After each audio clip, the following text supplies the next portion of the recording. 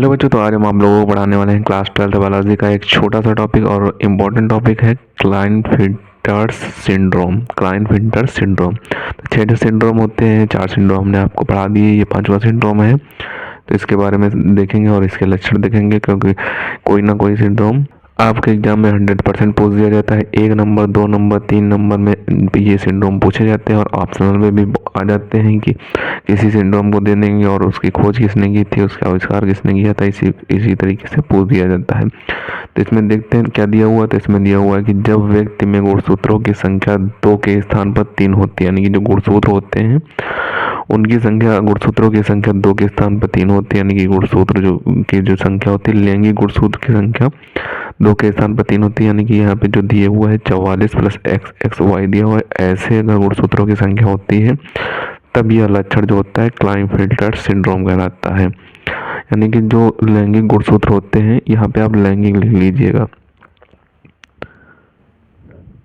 यानी इस सिंड्रोम में क्या होता है, जो लैंगिक गुणसूत्र होते हैं उनमें 2 के स्थान पे 3 गुणसूत्र पाए जाते हैं। यानी कि जो लैंगिक गुणसूत्र होते हैं उनमें 2 के स्थान पे इस तरीके से 3 गुणसूत्र पाए जाते हैं, तब ये लक्षण क्लाइनफिल्टर सिंड्रोम कहलाता है।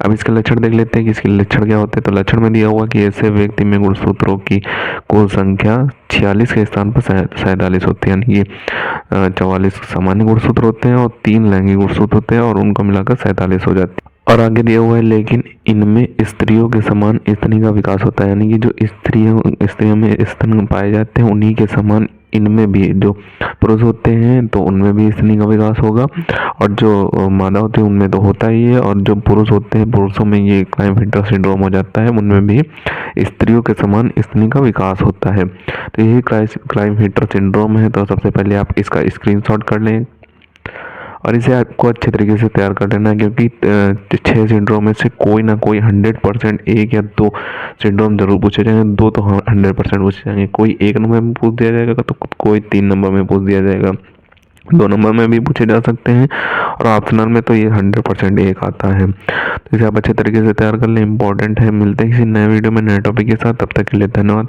और अगर अभी तक आपने हमारे चैनल को सब्सक्राइब नहीं किया तो प्लीज़ सब्सक्राइब जरूर कर लें, क्योंकि हम इसी तरीके से क्लास 12 से रिलेटेड इंपॉर्टेंट टॉपिक पर वीडियो डालते रहते हैं।